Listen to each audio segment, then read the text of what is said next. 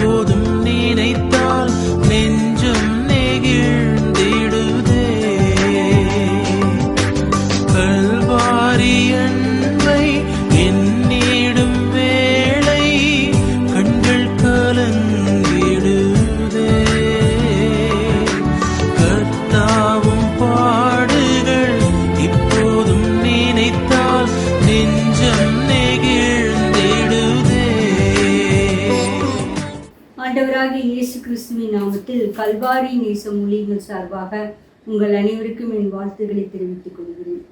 இன்றைக்கு நான் கொடுக்கும் செய்தியின் தலைப்பு நித்திய ஜீவன். ஏனென்றால் நாம் இந்த லெந்து காலங்களில் இருக்கிறபடியினால் முக்கியமாக நாம் தியானிக்க வேண்டிய ஒரு காரியம் நித்திய ஜீவன். நம் ஆண்டவராகிய இயேசு கிறிஸ்து நமக்கு நித்திய ஜீவனை அளிப்பதற்காக தான் இந்த உலகத்தில் வந்து பாடுகளை பட்டு சிலுவை மரணத்தை தாங்கி உயிர்த்தெழுந்தார். யோவான் 3:16 தேவன் தம்முடைய ஒரே பேரான குமாரனை விசுவாசிக்கிறேன் எவனோ அவன் கெட்டு போகாமல் நித்திய ஜீவனை அடையும்படிக்கும் அவரை தந்தள்ளி இவ்வளவாய் உலகத்தில் அன்பு கொண்டார். ஆம் பிரியமானவர்களே, முதலாவது நம் ஆண்டவராகிய இயேசு கிறிஸ்துவின் மேல் விசுவாசம் வைக்கிற மக்களாக மாற வேண்டும். அதற்கு தான் இந்த 40 நாள் தியானம். அநேக கிறிஸ்துவ குடும்பங்களில் ஆண்டவராகிய இயேசு கிறிஸ்துவின் மேல் உள்ள விசுவாசம் என்பது மிகவும் அரிதான காரியமாக இருக்கிறது. சின்ன சின்ன காரியங்களிலெல்லாம் ஆண்டவராக இயேசு கிறிஸ்துவை நம்ப வேண்டுமா, நம்முடைய முயற்சியினால் பத்தாதா, இதற்கெல்லாம் ஜெபம் பண்ண வேண்டுமா என்று சிறு வயதிலிருந்தே அந்த விசுவாச காரியத்தை ஊன்றி வளர்க்காமல் போய்விட்டது. ஆம் பிரியமானவர்களே, நாம் இந்த காலத்தில் நம்முடைய குழந்தைகளுக்கு, நம்மை வீட்டாரனுக்கு எல்லா காரியத்திலும் ஆண்டவராக இயேசு கிறிஸ்துவை முன்னிறுத்து அவர் நமக்கு என்ன காரியம் சித்தமாக இருக்கிறாரோ அவர் மேல் விசுவாசம் வைக்கத்தக்கதாக நாம் வளர வேண்டும். அதற்கு தான் இந்த லெந்து கால தியானங்கள். ஏனென்றால் நாம் விசுவாசத்தில் வளராவிட்டால் நித்திய ஜீவனை பெற்றுக்கொள்ளவே முடியாது. ஒருவேளை நாம் பரம்பரை கிறிஸ்துவர்களாக இருக்கலாம், ஆனால் விசுவாசத்தில் எவ்வளவு காலூன்றி இருக்கிறோம், எல்லாவற்றிற்கும் இயேசு கிறிஸ்துவை நம்பி ஜீவிக்கிறோமா என்று நாம் நினைத்து நாம் அதை நம்முடைய வாழ்க்கையை சரிப்படுத்த வேண்டும். நித்திய ஜீவன் என்பது நாம் நினைத்து கொண்டிருப்போம், கிறிஸ்துவ குடும்பத்தில் பிறந்து விட்டபடியினால் நமக்கு நிச்சயமாக நித்திய ஜீவன் உண்டு என்று. இல்லை பிரியமானவர்களே, முக்கியமாக நாம் நித்திய ஜீவனை நாம் அடைவதற்கு அதிகமாக பிரயாசப்பட வேண்டும். ஏனென்றால் நாம் மார்க்கு 10:17 முதல் 24 வரை பார்க்கும் பொழுது, ஒருவன் ஓடி வந்து ஆண்டவராக இயேசு கிறிஸ்துவின் முன்பாக முழங்கால் படியிட்டு, நல்ல போதகரே, நித்திய ஜீவனை நான் சுதந்திரித்துக் கொள்வதற்கு என்ன செய்ய வேண்டும் என்று கேட்டான். ஆண்டவராக இயேசு கிறிஸ்துவை நல்லவரே என்று முதலாக இந்த மனிதன் அட்ரஸ் பண்ணால், ஆண்டவராக இயேசு கிறிஸ்து அவனுடைய உள்ளக்கடைக்கு தெரியும். ஆகையால் நீ என்னை ஏன் நல்லவன் என்று சொல்வானேன் என்று கூறுகிறார். ஏனென்றால் நாம் அநேக ஆண்டவராக இயேசு கிறிஸ்து நல்லவர் என்பது நமக்கு மட்டுமல்ல, புறஜாதி மக்களுக்கும் தெரியும். ஆனால் அவரை மிகவும் நல்லவர் என்று மட்டும் வெறுமனே வாய்ச்சால் வழியாக சொல்லிவிட்டு அவருடைய காரியங்களை நாம் கை கொள்ளாமல் போனால் நித்திய ஜீவனை நாம் பெற்றுக்கொள்ளவே முடியாது. அப்பொழுது அந்த மனிதனை பார்த்து ஆண்டவராக இயேசு கிறிஸ்து சொல்கிறார், விபச்சாரம் செய்யாதிருப்பது, கொலை செய்யாதிருப்பதா, வஞ்சியாக இருப்பதாக, தகப்பனின் தாயும் அன்பு கூற வேண்டும் என்று கனம் பண்ண வேண்டும் என்று சொல்லும் பொழுது அவன் மிகவும் உறுதியாக, நான் சிறு வயதிலிருந்தே இவைகளெல்லாம் நான் கற்றுக்கொண்டு வந்திருக்கிறேன் என்று கூறினார். ஆம் பிரியமானவர்களே, இவன் ஒரு நல்ல யூதன், எல்லா கற்பனைகளையும் கட்டளைகளையும் கை கொண்டு வளர்ந்த யூதன். ஆனாலும் ஆண்டவராக இயேசு கிறிஸ்துவிடம் நித்திய ஜீவன் அவனுக்கு இன்னும் கிடைக்கவில்லை என்று ஒரு நிச்சயமற்ற ஒரு தன்மை இருந்தபடினால் வந்து கேட்கிறான். சரியான நபரிடத்தில் தான் வந்து வினவுகிறான். சரியான நபரிடத்தில் தான் வந்து தன்னுடைய சந்தேகங்களை விளக்குகிறான். அப்பொழுது ஆண்டவராக இயேசு கிறிஸ்து சொன்னது, உன்னிடத்தில் ஒரு குறை உண்டு, நீ உன் செல்வத்தை வைத்து தரித்திரத்து கொடுத்து பிற்பாடு நீ சிலுவையை எடுத்துக்கொண்டு என்னை பின்பற்றி வா என்றார். ஆனால் அந்த வாலிபனம் மிகவும் ஐஸ்வர்யமாக இருந்தபடியினால் அவன் மிகவும் சோகமடைந்து போய்விட்டான்.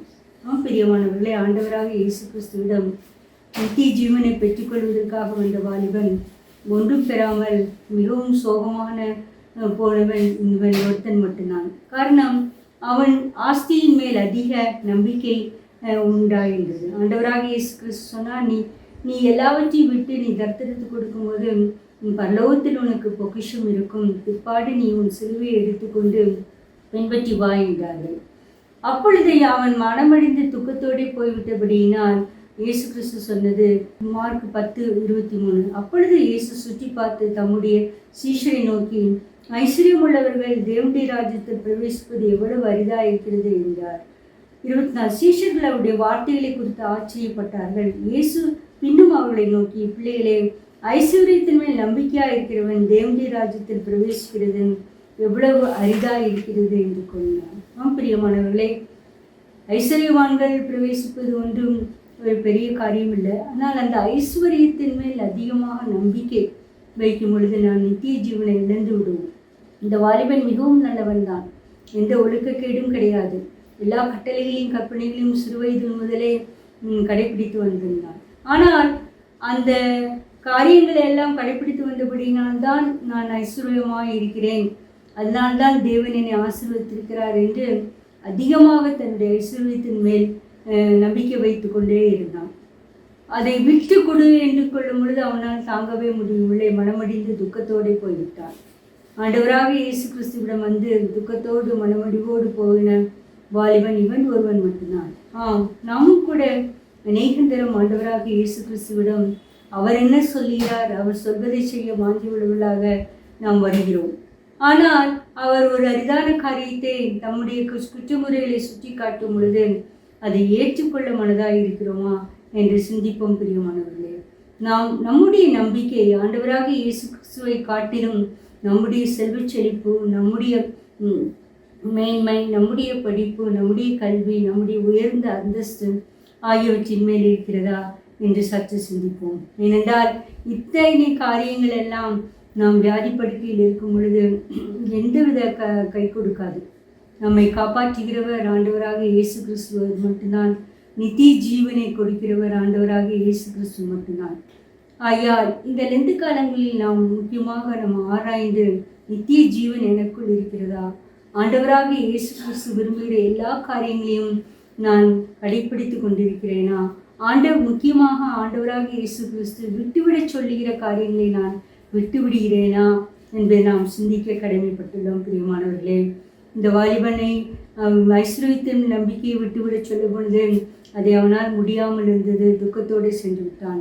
நம்முடைய வாழ்க்கையிலும் கூட நாம் அநேக காரியங்களில் நாம் அதிகமாக பற்றுதலாக இருப்போம். அது தேவனுக்கு பிரியமில்லாமல் இருக்கும். அதை ஆண்டவர் விட்டுவிடச் சொல்லும் பொழுது நாம் அதை எவ்வாறு கையாளுகிறோம் என்பதுதான் நம் முக்கியம்.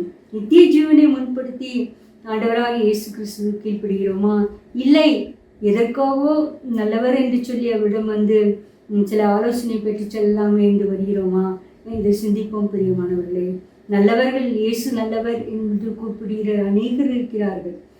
ஆண்டவராக இயேசு கிறிஸ்துவை அறியாதவர்கள் கூட இயேசு என்று சில காரியத்தை சொல்லும் பொழுது மிகவும் நல்லவரே, பாவம் அவரை சிலுவையில் தூக்கி போட்டு விட்டார்கள் என்று கூறுவார்கள். இல்லை பிரியமானவர்களே, ஆண்டவராக இயேசு கிறிஸ்துவை நாம் நல்லவர் என்று கூப்பிடுவதை காட்டிலும் அவர் சொல்வதை கேட்டு அவர்படி நடக்க வேண்டும் என்பதுதான் அவருடைய வாஞ்சியாக இருக்கிறது. அப்பொழுதுதான் நாம் நித்திய ஜீவனுக்குள் பிரவேசிக்க முடியும். நாம் இந்த வாலிபனை போல நாம் நித்திய ஜீவனுக்குள் பிரவேசிக்க விரும்பாத மக்களாக நாம் மாறிப்போடாதபடி தேவனுடைய அண்டி சேர்ந்து என்ன சொல்கிறாரோ என்பதை கீழ்ப்படிய ஆண்டவர் கிருபை செய்வாராக. அடுத்ததாக நாம் இந்த நித்திய ஜீவனை நாம் பெறுவதற்கு நற்கிரியைகளை நாம் செய்ய வேண்டும். ரோமர் 2:7 சோர்ந்து போகாமல் நற்கிரியைகளை செய்து மகிமையும் கனத்தையும் அழியாமையும் தேடுகிறவர்களுக்கு நித்திய ஜீவனை அளிப்பார். கிறிஸ்தவர்களாகிய நாம் நற்கிரியைகளை செய்ய அழைக்கப்பட்டிருக்கிறோம். நற்கிரியை என்பது எந்த விதத்திலாவது மற்றவர்களுக்கு நாம் எவ்வாறு உதவ முடியுமோ அதை நாம் உதவி செய்ய வேண்டும். மற்றவர்களுடைய உதவி கேட்டு வரும் பொழுது நம்மால் முடிந்தும் அதை நாம் கண்டு கொள்ளாமல் இருப்போம் என்றால் இவர்களுக்கெல்லாம் நான் ஏன் உதவி செய்ய வேண்டும், இவருடைய அந்தஸ்துக்கு தகுந்தபாரி வேறு ஒருவரை நாட வேண்டியதானே என்றெல்லாம் நாம் அலட்சியம் பண்ணினால் நாம் நித்திய ஜீவன் நமக்கு கிடைக்காது. சோர்ந்து போகாமல் நற்கிரியை செய்ய வேண்டும். டெய்லி எவ்ரிடே ஒவ்வொரு நாளும் நாம் நற்கிரியை செய்ய நம்மை தகுதிப்படுத்தி கொண்டே இருக்க வேண்டும். ஏதோ ஒரு நாள் ஒரு நற்கிரியை செய்துவிட்டு இல்லை ஒரு ஏழைகளுக்கு உதவி செய்துவிட்டு பிச்சைக்காரங்களுக்கு உதவி செய்துவிட்டு நற்கிரியை செய்து விட்டேன் என்று இல்லை. சோர்ந்து போகாமல் நற்கிரியை செய்து மகிமையும் கனத்தையும் அழியாமையும் தேடுகிறவர்களுக்கு நித்திய ஜீவனை அளிப்பார். பிரியமானவர்களே, நாம் மகிமையை தேடுகிற மக்களாக, கனத்தை விரும்புகிற மக்களாக, அழியாமையை விரும்புகிற மக்களாக இருக்க வேண்டும். அழியாமை என்பது நித்திய ஜீவன் தான். அழியாமை என்பது இந்த மரணத்துக்கு பிற்பாடும் நம்மை உயிர்ச்செழுத வல்லமையுள்ள அந்த நித்திய ஜீவனை பற்றி கொள்வதுதான். அதை நாம் செய்யும் பொழுது நிச்சயமாகவே நாம் நித்திய ஜீவன் பெற்ற மக்களாக நாம் காணப்படுவோம். அப்போஸ்தலர் 9:36 பார்த்தீர்கள் என்றால், யோப்பா பட்டணத்தில் கிரேக்கு பாஷையிலே தொற்கால் என்னும் அர்த்தம் கொள்ளும் தபித்தாள் என்னும் பேருடைய ஒரு சீஷி இருந்தால், அவள் நற்கிரியைகளை மிகுதியாய் செய்து கொண்டு வந்தாள். பிரியமானவர்களே, இந்த தொற்கால் என்பவள் ஒரு சீஷி.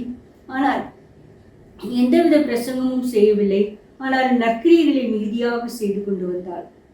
ஒரு நல்ல டெய்லரிங் நல்ல துறையில் மேம்பட்டு இருந்தபடினால் அநேக அங்கிங்களையும் வஸ்திரங்களையும் மற்றவர்களுக்கெல்லாம் ஏழைகளுக்கும் விதவைகளுக்கும் அது சொற்ப வருமானம் உள்ளவர்களுக்கு இலவசமாக தைத்து கொடுத்து கொண்டே இருந்தாள். எந்த பணமும் கூலியும் வாங்கவில்லை. அப்பொழுது அவள் ஒரு நாள் இறந்து போய்விட்டாள். இருந்து போனவுடனே அவளை மேல் வீட்டில் கிடைத்து யோப்பா பட்டணத்துக்கு அருகாமையில் அந்த இடம் இருந்தபடியினால் பேதுருவை அழைத்து வர சொன்னார்கள். பேதுரு வந்தவுடன் இந்த மக்களுக்கு இருந்த நம்பிக்கை பாருங்களேன். அவர் நிச்சயமாகவே அவளை உயிர்த்தெழுந்து செய்ய முடியும், ஏனென்றால் அத்துணை நற்கிரிகளை அவள் செய்திருக்கிறாள் என்று பேதுருக்கு உடனடியாக ஆள் அனுப்பி வர சொன்னார்கள். பேதுரு வந்து ஜெபம் பண்ணி எழுந்திரு என்று சொன்ன பொழுது, கையை பிட்டி தூக்கிடும் பொழுது திரும்ப உயிர் அவளுக்கு வந்தது. பேதுரு வந்தவுடன் அவர்களை சுற்றி இருந்து அவர்கள் அழுகவில்லை. தொற்கால் இறந்து விட்டாள் என்று அழுகவில்லை. மாறாக அவள் செய்த எல்லா அங்கிகளையும் மேல்வஸ்திரங்களையும் கண்டு வந்து காமித்து, இத்தனை காரியங்கள் எங்களுக்கு நற்கிரிகளை செய்தால் இப்படி இறந்து விட்டாளே என்று சொன்னார்கள். அவர்களுக்கெல்லாம் ஒரு நம்பிக்கை இருந்தது. நிச்சயமாகவே இந்த தொற்கால் உயிர்த்தெழுந்து விடுவாள், பேதுரு வந்து ஜெபித்தாள் என்று. பிரியமானவர்களே, அநேக நற்கிரிகளை நாம் செய்யும் பொழுது இந்த நற்கிரிகள் நம்மோடு கூட படுத்துக்கொள்ளும். அது நமக்கு ஜீவனையும் அழியாமையும் பெற்றுத்தரும், நம்மை உயிர்த்தெழுத செய்யும். நம்முடைய காரியத்தில் நாம் இந்த தொற்காலை போல தபித்தாளை போல நாம் நற்கிரியை செய்கிற மக்களாக நாம் காணப்படுகிறோமா? சோர்ந்து போகாமல் நற்கிரியை செய்கிறவர்களுக்கு நித்திய ஜீவனையும் அழியாமையும் கொடுப்பார். இந்த தொற்கால் என்ற சீஷி சோர்ந்து போகாமல் நற்கிரியை செய்து கொண்டே இருந்தபடியினால் அவள் நற்கிரிகளை அவர் மரணத்திலிருந்து உயிர் பெறச் செய்தது. நம்முடைய காரியங்களும் கூட நாம் மரணத்திலிருந்து உயிர்ச்சி பெற செய்ய வேண்டும் என்றால் நிச்சயமாகவே நாம் நற்கிரியை பெற்று நித்திய ஜீவனுக்கு எதுவாக நம்மை ஆயத்தப்படுத்துகிற மக்களாக இருக்க வேண்டும். அடுத்ததாக நீங்கள் தானியேல் 12:2 பார்த்தீர்கள் என்றால், பூமியின் தூளிலே நித்திரை பண்ணியுள்ளாய் அநேகரில் சிலர் நித்திய ஜீவனுக்கும் சிலர் நித்திய நிந்தைக்கும் இகழ்ச்சிக்கும் விழித்து எழுந்திருப்பார்கள். தானியேல் காலத்தில் அவர் நித்திய ஜீவனை பற்றி என்றும் தெரியாது. ஆனால் தானியேலுக்கு தெரியும், பிதாவாகிய தேவன் இறந்த பின்னும் என்னையெல்லாம் உயிர்த்தெழுப்பார் என்று. பூமியின் தூளிலே நித்திரை பண்ணுகிறவர்கள் அனைவரும் சில நித்திய ஜீவனுக்கும் சில நித்திய நிந்தைக்கும் நிகழ்ச்சிக்கும் விழித்து எழுந்திருப்பார்கள். நாம் நித்திய ஜீவனுக்கு எழுந்திருக்கிற மக்களாக நாம் காணப்பட வேண்டும். நாம் இந்த தொற்கால் இந்த தபித்தாள் இந்த சீஷியை போல் அநேக நற்கிரிகளை செய்து நித்திய ஜீவனுக்கு என்று எழுந்திருக்கிற மக்களாக நாம் காணப்பட வேண்டும். நாம் நம்முடைய உலக பிரகாரமான காரியங்களே நாம் கவனித்து சிந்தனை வைத்து கொண்டே இருந்தால் நிச்சயமாகவே நித்திய ஜீவன் இழந்து விடுவோம். நித்திய இகழ்ச்சிக்கும் நிந்திக்கும் எழுந்திருப்போம். எப்படிப்பட்ட இகழ்ச்சி எப்படிப்பட்ட நிந்தை வரும் என்று நமக்கு தெரியாது. ஆனால் அதையெல்லாம் பிதாவாகிய தேவன் தானியேல் மூலமாக நமக்கு தெரியப்படுத்தியிருக்கிறார். ஆகையால் நாம் அதை படிக்கும் பொழுது நாம் இப்பொழுதே, ஆண்டவரே, என்னை நித்திய ஜீவனுக்கு எதுவாக என்னை தயார்படுத்தும், நான் ஆண்டவராக இயேசு கிறிஸ்துவின் மேல் உள்ள பற்றுதலும் நற்கிரியிலும் அதிகமாக வளர வேண்டும், அவருடைய சொல்படி நான் கேட்க வேண்டும் என்று தினமும் மன்றாட வேண்டும். அப்பொழுது நமக்கு தேவன் நித்திய ஜீவனை கொடுப்பார். அடுத்ததாக நாம் தேவனுக்கு அடிமைகளாக இருக்க வேண்டும். ரோமர் 6:22 பார்த்தீர்கள் என்றால், இப்பொழுது நீங்கள் பாவத்தினின்று விடுதலையாக்கப்பட்டு தேவனுக்கு அடிமைகளானதினால் பரிசுத்தமாகுதல் உங்களுக்கு கிடைக்கும் பலன் முடிவோ நித்திய ஜீவன். நாம் எதற்காவது ஒன்றாக நாம் அடிமைப்பட்டு இருக்கிற ஜீவியம்தான் நமக்கு இருக்க வேண்டும். விடுதலை என்று நாம் நினைத்திருக்கும் பொழுது எல்லா காரியத்தையும் நாம் செய்யலாம் என்று இல்லை பிரியமானவர்களே. நாம் ரட்சிக்கப்பட்டு ஆண்டவராக இயேசு கிறிஸ்துவிடம் வரும்பொழுது தான் தேவனுக்கு அடிமையாக இருக்கிறோம். தேவனுக்கு அடிமை என்பது அவருடைய சொற்படிதான் கேட்டு நடக்க வேண்டும். நம்முடைய சுய விருப்பங்களுக்கோ எண்ணங்களுக்கோ நம்முடைய செய்களுக்கோ அங்கு இடமே கிடையாது. அதுதான் தேவனுக்கு அடிமைகளானதினால் பரிசுத்தமாகுதல் உங்களுக்கு கிடைக்கும் பலன் முடிவோ நித்திய ஜீவன். நம் நித்திய ஜீவனுக்காக நாம் பிழைக்கத்தக்கதாக ஒரு காரியம் என்றால் நாம் பரிசுத்தப்பட வேண்டும். ஒவ்வொரு நாளும் தேவனோடு நெருங்கி ஜீவித்து பரிசுத்தமாகுதலை நாம் விரும்புகிற மக்களாக இருக்க வேண்டும். விசுவாசம், நற்கிரியை, தேவனுக்கு கீழ்ப்படிதல், பிற்பாடு நாம் பரிசுத்தம்.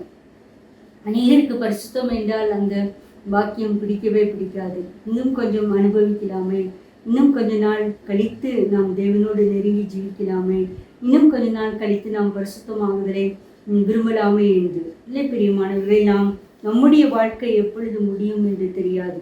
இப்பொழுது பாருங்கள், இங்கு ஈரான் இஸ்ரேல் போர் நடந்து கொண்டிருக்கிறது, யோசேப் போர் நடந்து கொண்டிருக்கிறது. எத்தனை மக்கள் அவர் நினையாத பிரகாரமும் அழிந்து கொண்டிருக்கிறார்கள். அவர்களெல்லாம் நம்மை காட்டிலும், நாம் அவர்களை காட்டிலும் நல்லவர்கள் அல்ல.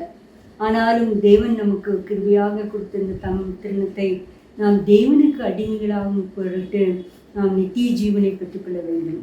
மரியாளிடம் தேவதூதன் கிருபை பெற்றவளே வாழ்க, நீ பரிசுத்தாவியினால் கர்ப்பவதி ஆவாள் என்று சொன்ன பொழுது அவள் திருமணமாகாத பெண்ணாக இருந்தும் முற்றிலுமாக தன்னை ஒப்பு கொடுத்து நான் தேவனுக்கு அடிமை என்றாள். நாம் பிரியமானவர்களே, இதுதான் தேவனுக்கு அடிமை. தேவனுக்கு அடிமையாகிதல பரிசுத்தமாகுதல். இன்றும் கூட நாம் மரியாளை கத்தோலிக்க திருச்சபையில் பரிசுத்த மரியாள் என்று சொல்லிதான் அவளை போற்றப்படத்தக்கதாகவும் வணங்கப்படத்தக்கதாகவும் வைத்திருக்கிறார்கள். நாமும் கூட நாம் மரியாதை போல தேவனுக்கு அடிமையிலாகும் பொழுது பரிசுத்தமாகுதல் நமக்கு கிடைக்கும் பலன் முடிவோ நித்திய ஜீவன். அந்த நித்திய ஜீவனை பெற்றுக்கொள்கிற மக்களாக நாம் ஓடத்தக்கதாக தேவன் கிருபை செய்வாராக. அடுத்ததாக நாம் வேத வாக்கியங்களை நாம் அடிக்கடி ஆராய்ந்து பார்க்க வேண்டும். இந்த 2 காலங்களில் தருணம் கிடைக்கும் போதெல்லாம், முக்கியமாக 40 நாளில் ஒரு விஷயாவது வேதத்தை படித்து முடித்து விட வேண்டும். ஏனென்றால் யோவான் 5:39 வேத வாக்கியங்களை ஆராய்ந்து பாருங்கள், அவைகளால் உங்களுக்கு நித்திய ஜீவன் உண்டென்று எண்ணுகிறீர்களே, என்னை குறித்து சாட்சி கொடுக்கிறவர்களும் அவைகளே. நாம் எவ்வளவு தூரம் நாம் வேதத்தை படித்து நாம் மனப்பாடம் செய்து அதை விரும்புகிறோமோ அந்த அளவுக்கு நமக்கு நித்திய ஜீவன் நாம் பெற்றுக்கொள்வோம். ஏனென்றால் நம் ஆண்டவராக இயேசு கிறிஸ்துவை நாம் உள்ளத்தில் ஏற்றுக்கொள்ள வேண்டும். நம்முடைய ஒவ்வொரு எண்ணங்களிலும் அவரை ஏற்றுக்கொள்ள வேண்டும். நம் சிந்தனைகளில் இயேசு கிறிஸ்து இருக்க வேண்டும். நம்முடைய செயல்பாடுகளில் இயேசு கிறிஸ்து இருக்க வேண்டும். அது எப்பொழுது முடியும் என்றால் நாம் வேத வாக்கியங்களை படித்து வேத வாக்கியங்களை ஆராய்ந்து பாருங்கள், அவைகளால் உங்களுக்கு நித்திய ஜீவன் உண்டென்று எண்ணுகிறீர்களே, என்னை குறித்து சாட்சி கொடுக்கிறவர்களும் அவர்களே. பிரியமானவர்கள், நாம் வேத வாக்கியங்களை ஆராய்ந்து பார்க்கிற மக்களாக நாம் காணப்படுகிறோமா? இல்லை, ஏதோ அவசரத்தில் போகும்போது ஒரு கலண்டில் உள்ள ஒரு வசனத்தை, இல்லை ஒரு காடில் உள்ள வசனத்தை படித்து கொண்டு இன்னைக்கு நாம் வேதத்தை நான் படித்து முடித்து விட்டேன் என்ற திருப்தியோடு நம்முடைய வேலைக்கு செல்கிறோமா என்று சிந்திப்போம். பிரியமானவர்களே, ஆராய்ச்சி செய்ய வேண்டும்.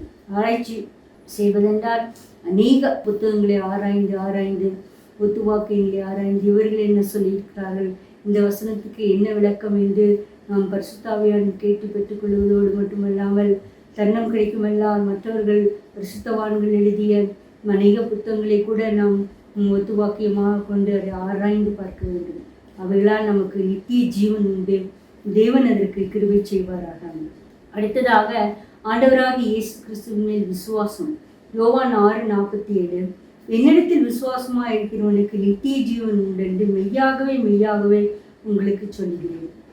ஆண்டவராக இயேசு கிறிஸ்து ஒரு சில சமயத்தில் தான் மெய்யாகவே என்று இருவரை அழுத்தி சொல்லுவார். ஆண்டவராக இயேசு கிறிஸ்துவின் மேல் நாம் விசுவாசம் உள்ளவர்களாக இருக்க வேண்டும். விசுவாசம் என்னை பெருக செய்யும் ஆண்டவரே, என்னிடத்தில் உள்ள உண்மையில் உள்ள விசுவாசம் எனக்கு நிரம்ப வேண்டும் என்று நாம் ஒவ்வொரு நாளும் கேட்க வேண்டும். ஏதோ நாம் ஆலயத்துக்கு செல்கிறோம், வருகிறோம், இந்த 2 காலங்களை ஆசரிக்கிறோம் என்பதல்ல. நாம் விசுவாசத்தில் வளர்ந்திருக்கிறோமா அது நமக்கே தெரியும்.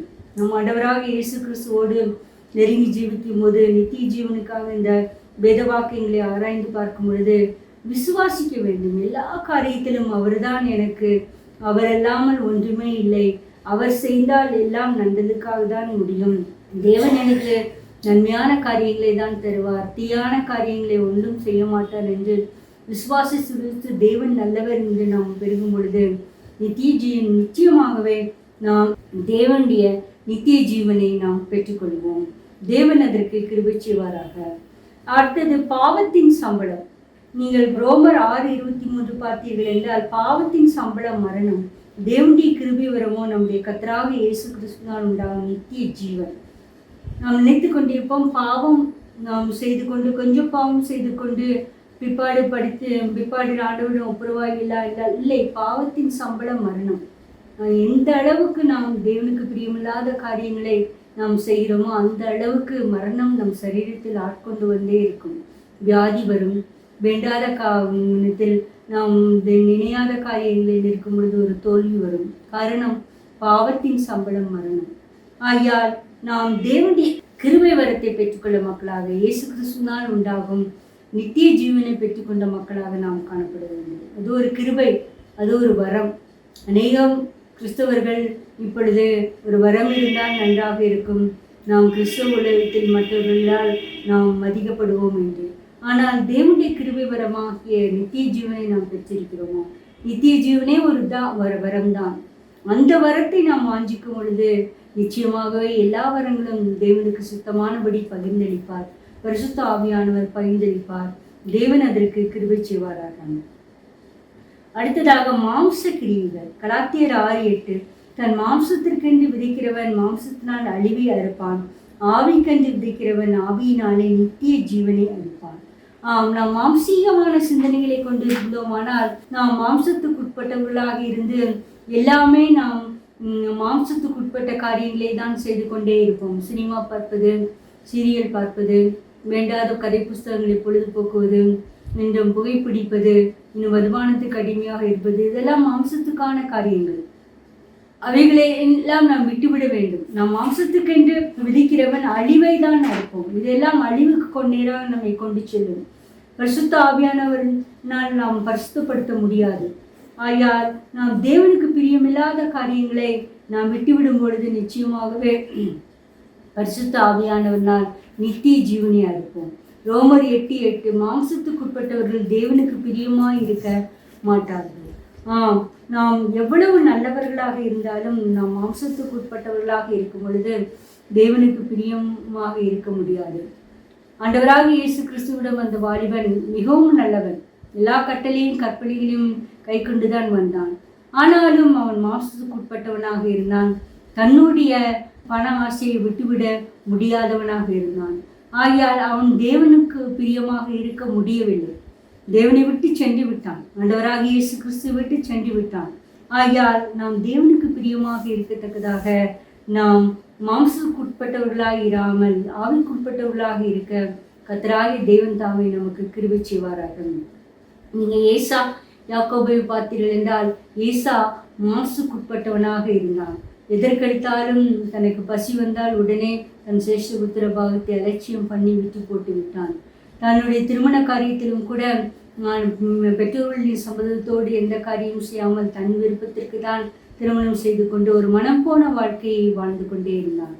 பிற்பாடு அவன் யாக்கோபின் ஆசீர்வாதத்தை பிற்பாடு தன் ஈசாக்கின் ஆசீர்வாதத்தை பெற்றுக்கொள்ளும் பொழுது அது காலம் கடந்து விட்டது. தேவன் சொல்கிறார், ஏசாவை வெறுத்தேன், யாக்கோபை சிநேகித்தேன் என்று கூறுகிறார். நாம் பிரியமானவர்கள், நாம் மாம்சத்துக்கு உட்பட்டவர்களாக இருக்கும் பொழுது நாம் தேவனுக்கு பிரியமாக இருக்கவே முடியாது. ஏசாவை போல நாம் ஆசீர்வாதத்தை தேடியும் இழந்து போன மக்களாக, கண்ணீரோடு கவலையோடு தேடியும் இழந்து போன மக்களாக நாம் காணப்படுவோம். அப்படிப்பட்ட ஒரு தருணத்தில் நாம் உண்டாக்காதபடி தேவன் இப்பொழுதே என் மாம்சத்துக்குரிய காரியங்களை எல்லாம் என்னை விட்டு அகற்றி நித்திய ஜீவனுக்கு நேராக என்னை நடத்தும் என்று நாம் ஜெபிக்க வேண்டும். அடுத்ததாக வாக்குத்தத்தம். இந்த அநேக காரியங்களில் நாம் வாக்குத்தத்தத்தை தேடி தேடி நாடுகிறோம். ஆனால் 1 யோவான் 2:25 நித்திய ஜீவனை அளிப்பேன் என்பதே அவர் நமக்கு செய்த வாக்குத்தத்தம். இந்த நித்திய ஜீவனை நாம் பெற்றுக்கொண்டே இருந்தால் நாம் எல்லா வாக்குத்தத்தங்களும் நமக்குள் வந்துவிடும். நித்திய ஜீவன் என்பது ஆண்டவராக இயேசு கிறிஸ்து நமக்குள் இருப்பதுதான். ஆண்டவராக இயேசு கிறிஸ்துவில் தான் எல்லா வாக்குத்தத்தங்களும் ஆம் என்றும் ஆமேன் என்றும் இருக்கிறது. நாம் நித்திய ஜீவனை பெற்றிருக்கிறோமா? சிந்திப்போம் பிரியமானவர்களே. தேவனே, எனக்கு நித்திய ஜீவன் வேண்டும், நித்திய ஜீவன் வேண்டும், நித்திய ஜீவனாகிய வாக்குத்தத்தம் வேண்டும் என்று நாம் அவரை விரும்பி பற்றி கொள்ளும் பொழுது நிச்சயமாகவே நாம் நித்திய ஜீவனை பெற்றுக்கொண்டு எல்லா வாக்குத்தத்தங்களையும் சுதந்திரிக்க மக்களாக காணப்படுவோம். கடைசியாக 1 யோவான் 3:15 தன் சகோதரனை பகைக்கிற எவனும் மனுஷ கொலைபாதகனாக இருக்கிறான், மனுஷ கொலைபாதகன் எவனோ அவனுக்கு நித்திய ஜீவன் நிலைத்திராது என்று அறிவீர்கள். கிறிஸ்துவர்களாகிய உலகத்தில் பகைமை பாராட்டுதல் தேவனுக்கு பிரியமில்லாத ஒரு காரியம். நாம் தேவனுடைய பந்தியில் நாம் ஒருவராக ஐக்கியமாக இருக்கும் பொழுது நாம் அனைவரும் சகோதரத்துவம் பெற்ற மக்களாக காணப்படுகிறோம். அந்த பந்தியில் இருக்கிற மற்றவர்களோடு நாம் ஏதாவது ஒரு காரியத்தில் நாம் பகைமை பாராட்டி கொண்டு அநேக நாள் பேசாமல் அவர்களை பார்த்தாலே முகத்தை திருப்பி கொண்டிருந்தால் நித்திய ஜீவன் நமக்குள் இருக்காது. நாம் தேவனுக்கு பிரியமாக இருக்க முடியாது. இருளில் நடக்கிற மக்களாக நாம் காணப்படுவோம். கடைசியாக யூதா 1:21 தேவனுடைய அன்பிலே உங்களை காத்துக்கொண்டு நித்திய ஜீவனுக்கு ஏதுவாக நம்முடைய கர்த்தராகிய இயேசு கிறிஸ்துவின் இரக்கத்தை பெற காத்துக்கொள்ளும். அன்பு. நாம் பகைமை பாராட்டாமல் ஒருவரோடு ஒருவர் அன்பை தான் காண்பிக்க வேண்டும். அது சற்று கடினமான காரியம்தான். ஆனால் நாம் மற்றவர்களை மன்னித்து அன்பு பெற இருக்கும் பொழுது நாம் நித்திய ஜீவனை நாம் காத்துக்கொள்வோம். அன்பு நமக்குள் இருக்கும் பொழுதுதான் நித்திய ஜீவன் நம்மால் நிலைத்திருக்க முடியும். தேவன் அதற்கு கிருபை செய்வாராக. ஜெபம். அன்பான பிதாவே, நித்திய ஜீவனை குறித்து சில காரியங்களை சிந்தித்தோம் கர்த்தாவே. ஆண்டவரே, உங்களை தேடி வந்த ஒரு பணக்கார வாலிபன் ஆண்டவரே நித்திய ஜீவனை பெற்றுக்கொள்ள என்ன செய்ய வேண்டும் என்று உங்களிடம் கேட்டு ஆலோசனை கேட்ட பொழுதும் கூட உங்களுடைய ஆலோசனையை ஏற்றுக்கொள்ள மனதில்லாமல் துக்கத்தோடு சென்று விட்டான். காரணம், அவன் ஐஸ்வர்யத்தின் மேல் அதிகமான நம்பிக்கை வைத்துக் கொண்டிருந்தான் கர்த்தாவே. ஆண்டவரே, நாங்களும் கூட ஆண்டவரே உம்மோடே வந்து நித்திய ஜீவனை பெற்றுக்கொள்ளத்தக்கதாக உம்முடைய வார்த்தைகளை கீழ்ப்பிடித்தக்கதாக கிருபை செய்ய வேண்டும் என்று கெஞ்சிறோம். குமாரனை அறிவதே நித்திய ஜீவன் கர்த்தாவே. நாங்கள் பகைமை பாராட்டாதபடி மாம்சத்துக்கென்று அழிவை அறுக்காதபடி ஆண்டவரே அன்பில் நிலைத்திருக்கத்தக்கதாகவும் நற்கிரிகளில் நான் செய்து சோர்ந்து போகாமல் நித்திய ஜீவனை பெற்றுக்கொள்ளத்தக்கதாக ஆண்டவர் கிருபை செய்ய வேண்டும் என்று கெஞ்சிறோம். ஆண்டவரே, நாங்கள் நித்திய ஜீவனுக்கு ஏதுவாக பூமியில் நித்திரை செய்து எழுந்திருக்கும் பொழுது நித்திய ஜீவனுக்கு ஏதுவாக எந்திரிக்க எங்களுக்கு கிருபை செய்ய வேண்டும் என்று கெஞ்சிறோம் கர்த்தாவே. அதை காத்துக்கொள்ள வேண்டும் என்று கெஞ்சிறோம். தேவனுக்கு அடிமையாக இருக்க ஜீவிக்க கிருபை செய்ய வேண்டும் என்று கெஞ்சிறோம். மரியாதை போல நான் ஆண்டவருக்கு அடிமை என்று தாழ்த்த ஆண்டவர் கிருபை செய்ய வேண்டும் என்று கெஞ்சிறோம். நித்திய ஜீவன் ஒரு வாக்குத்தத்தம் கர்த்தாவே. இதை நாங்கள் பெற்றுக்கொண்ட மக்களாக ஜீவிக்க அதை விரும்புகிற மக்களாக, அந்த வாக்குத்தத்தத்தை விரும்புகிற மக்களாக அதை மாற்றி போட வேண்டும் என்று கெஞ்சிறோம். இதை கேட்டுக்கொண்டீர்கள் ஒவ்வொரு மனிதனும் உடைய பிரசனம் கிரியை செய்ய வேண்டும் என்று கெஞ்சிறோம். எல்லா துதி கனமாய் உமக்கு செலுத்துகிறோம். இரட்சகரும் மீட்புமாய் இயேசு கிறிஸ்துவிடம் வேண்டிக் கொள்கிறோம் பிதாவே. ஆமென்.